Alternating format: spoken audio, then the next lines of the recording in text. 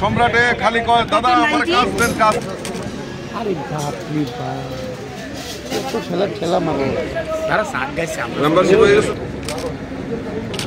অনুষ্ঠানে উপস্থিত আছেন আমাদের পুরান এই মূল্যবান সময় চাঁদাবাজি, এই সকালবেলা টিওয়াইএফ এর চাঁদা, পরের দিন এসএফআই এর চাঁদা, পরের দিন গণতান্ত্রিক নারী সমিতি, পরের দিন শ্রমিক, পরের দিন ব্যবসায়ী, মানে নাজেহাল করে রাখতো।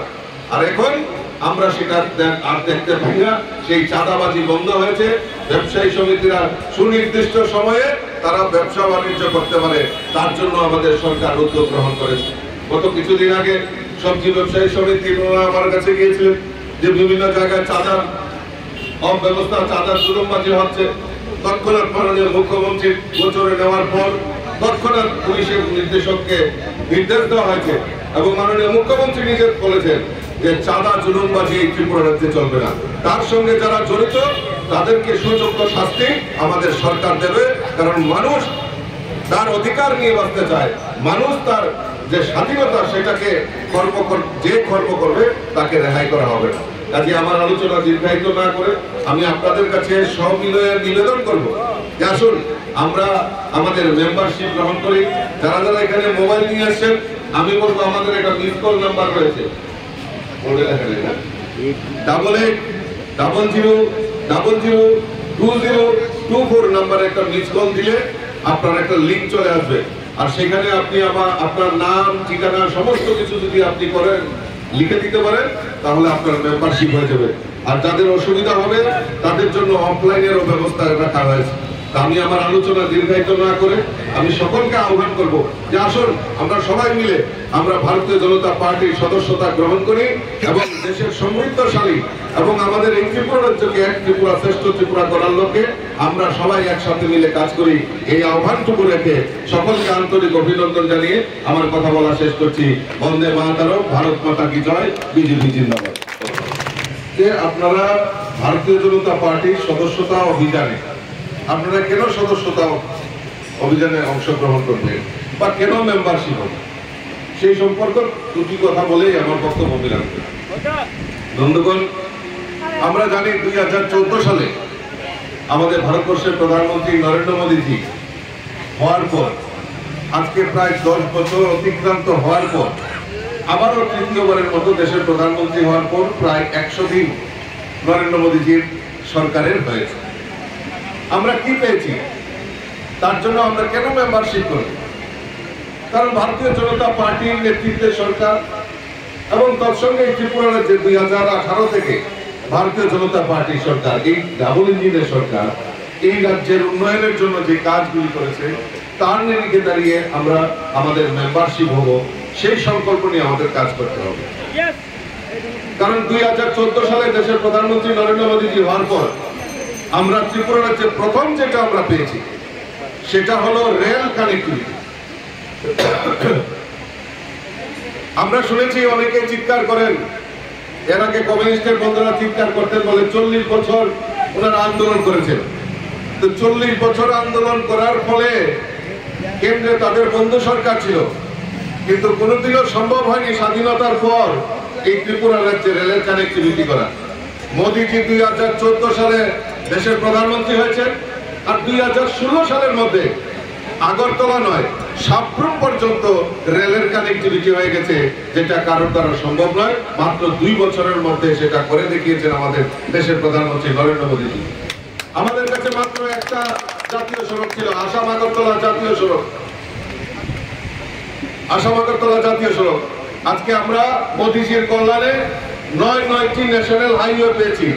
6টা ন্যাশনাল হাইওয়ে অলরেডি কাজ হয়ে গেছে, বাকিগুলিরও কাজ শুরু হবে ইতিমধ্যে, যাতে আজকে যারা সবজি ব্যবসায়ী সমিতি রয়েছে তারা আমাদের উত্তর পূর্বাঞ্চলের পার্শ্ববর্তী রাজ্য আসাম থেকে সবজি আনতে হয়।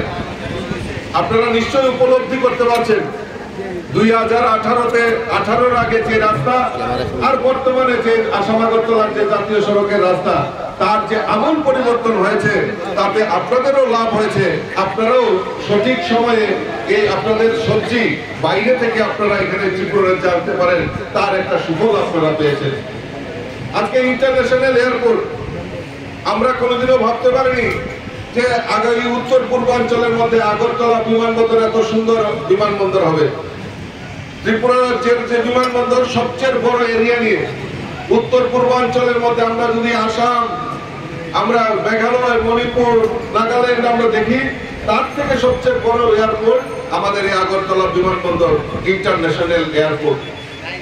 আজকে আমাদের পরিকাঠামো তৈরি হয়ে গেছে, যে কোনো সময় আজকে আমাদের এই ইন্টারন্যাশনাল এয়ারপোর্ট আমাদের তৈরি হবে, আর তাতে আমাদের এই রাজ্যের ব্যবসা বাণিজ্য থেকে শুরু করে অনেক কিছুর আমূল পরিবর্তন হবে।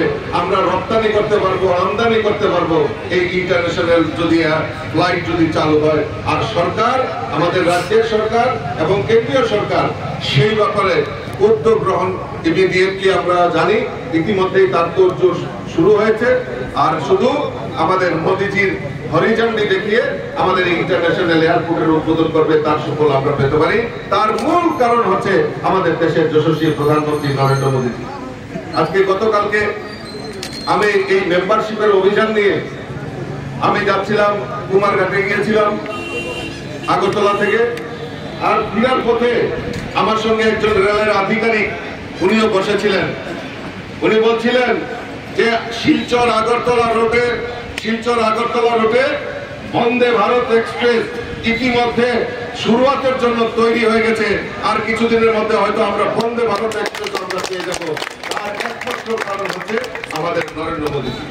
এই ত্রিপুরা রাজ্যেও ভারতীয় জনতা পার্টির নেতৃত্বে সরকার, আমাদের রাজ্যের মাননীয় মুখ্যমন্ত্রী প্রফেসর ডাক্তার মানিক সাহা মহোদয়, ওনার নেতৃত্বে এই সরকার এই রাজ্যের গরিব মেহনতি মানুষই বলুন, এই রাজ্যের কৃষক বলুন, শ্রমিক বলুন, প্রত্যেকের জন্য কোনো না কোনো পরিকল্পনার মাধ্যমে এই রাজ্যটাকে এক ত্রিপুরা শ্রেষ্ঠ ত্রিপুরা করার জন্য কাজ করছেন।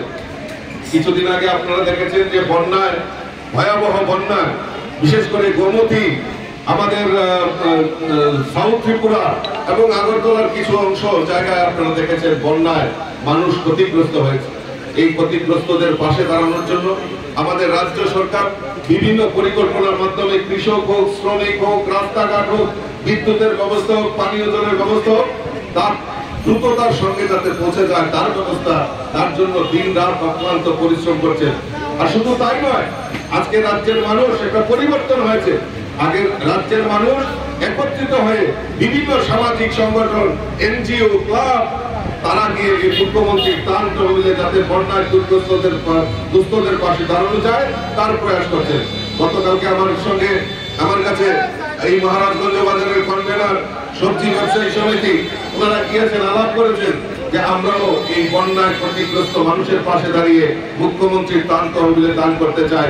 এইটা আমাদের কাছে গর্বের বিষয়, কারণ ধীরে ধীরে আমাদের সমাজ ব্যবস্থা পরিবর্তন হচ্ছে, মানুষের কাছে সঠিকভাবে সঠিক সময়ে সমস্ত সুযোগ সুবিধা পৌঁছে যাচ্ছে, তাই মানুষ একটা স্বস্তির নিঃশ্বাস হয়েছে।